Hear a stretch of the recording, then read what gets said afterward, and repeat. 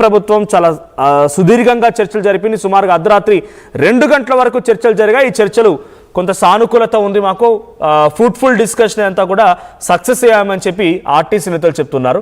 అటు మరణించినటువంటి శంకర్ గౌడ్ కుటుంబానికి కూడా 10 లక్షల రూపాయల ఆర్థిక సాయం ప్రభుత్వం నుంచి నేరుగా, అటు 5 లక్షల రూపాయలు అటు ఎమ్మెల్యే నర్సంపేట ఎమ్మెల్యే దొంతి మాధవరెడ్డి కేటాయించిన నిధుల్లో నుంచి 5 లక్షలు, ఒక ఇందిరమ్మ ఇల్లు అండ్ ఒక ఉద్యోగం కూడా ఇస్తానని చెప్పి ఒప్పుకున్నారు. సో ఇంకెవరైనా ఇటువంటి విధంగా ఆలోచన చేయాలన్న దాన్ని విరమించుకోండి అని చెప్పి ఆర్టీసీ జేఏసీ నేతలు కూడా పిలుపునిస్తారు. ఒకసారి బట్టి విక్రమార్క ఈ చర్చల తర్వాత మాట్లాడుకొచ్చారు, ఆయన ఏం మాట్లాడారో చూద్దాం. ఆర్టీసీలో జరుగుతున్నటువంటి సమ్మెకు సంబంధించి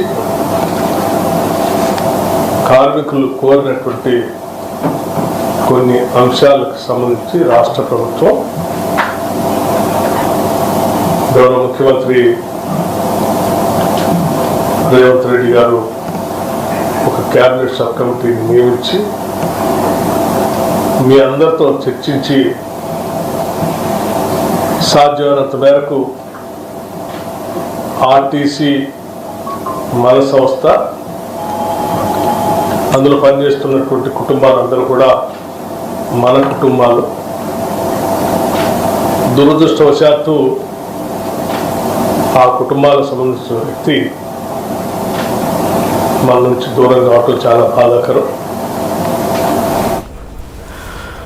అర్ధరాత్రి 2 గంటల వరకు కూడా ఈ చర్చలు జరిగాయి. 2 గంటల తర్వాత ఈ చర్చలు ముగిసి అటు ఆర్టీసీ జేఏసీ నేతల పిలుపుతో సమ్మె ముగిసింది. మా ప్రతినిధి మధు ఉన్నారు. మధు, సో ఇక బస్సులు రోడ్లెక్కాయా? బస్సులు రోడ్లపైకి వచ్చి ఇప్పుడు ఆల్రెడీ తమ పబ్లిక్ని గమ్యస్థానాలకు చేర్చడం మొదలైందా? 2 గంటల వరకు జరిగిన చర్చల తర్వాత ఈరోజు రియాక్షన్ ఎలా ఉంది? కార్మిక నేతల లేకపోతే కార్మికుల యొక్క రియాక్షన్ ఎలా ఉన్నాయి? ఆల్రెడీ రోడ్డు పైన బస్సులు తిరుగుతా ఉన్నాయి. నిన్న నైట్ చర్చలు సఫలం కావడం అనేది దాదాపు సూత్రప్రాయంగా ముందే నిర్ణయం ప్రకటించారు కాబట్టి రోడ్లపైన బస్సులు ఆల్రెడీ స్టార్ట్ అయిపోయినాయి. 3 రోజుల సమ్మె విజయవంతమైంది.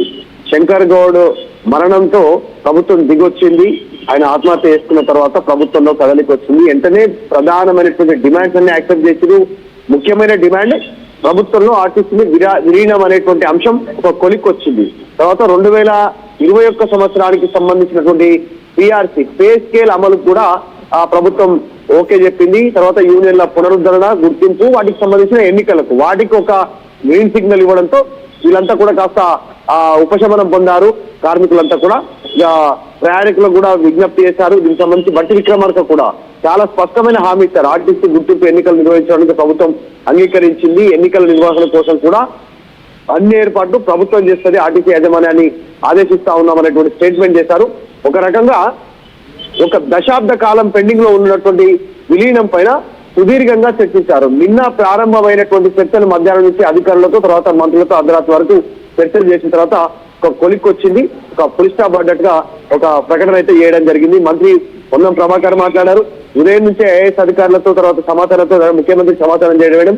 మొత్తానికి ఒక 11% దానిలో PRC ప్రకటనతో వీటన్నిటితో మిగతా ఆర్టీసీ అన్ని సమస్యల పైన యాజమాన్యం, కార్మిక సంఘాల సంబంధించినటువంటి సూచనల మేరకు అన్నికి పులిస్టాప్ పెట్టింది. మొత్తం 32 డిమాండ్లకు ఓకే చెప్పడంతో ఆర్టీసీ సమ్మె పులిస్టాప్. సో ఈ రోజు ఆల్రెడీ ఉదయం నుంచి బస్సులు ఆ రోడ్ల పైన తిరుగుతా ఉన్నటువంటి పరిస్థితి. ప్రజలు కాస్త ఇబ్బందుల నుంచి ఉపశమనం పొందే అవకాశం ఉంది. చాలా రోజుల సమస్యకు, ఆర్టీసీ సమస్యకు వారి సమ్మెతో ప్రభుత్వం దిగివచ్చేలా కార్మికులంతా కూడా ధర్నా చేయడంతో ఒక వాళ్ళ సమస్యకు పులిస్టాప్ పడింది. Right, thank you Madhu. So మొత్తంగా అర్ధరాత్రి 2 గంటల వరకు జరిగిన చర్చల తర్వాత ఎటకెలకి ఆర్టీసీ సమ్మె ముగిసింది. రోడ్లపైకి ఆర్టీసీ బస్సులు బయలుదేరాయి. ప్రజల్ని తమ గమ్యస్థానంలో చేర్చడానికి అన్ని రకాలుగా సిద్ధమైపోయాయి. సో మొత్తంగా 3 రోజుల పాటుగా స్తంభించినటువంటి ఆర్టీసీ వ్యవస్థ ఒక్కసారిగా ప్రభుత్వాన్ని కుదిపేసింది. చాలా మంది గమ్యస్థానం వెళ్ళడానికి ఇబ్బందులు ఎదుర్కొన్నారు. వాళ్ళ రూట్స్ వెళ్ళడానికి కోసం ఆల్టర్నేట్ రూట్ వెతుక్కోలేక ఎక్కువ మొత్తంలో ఖర్చు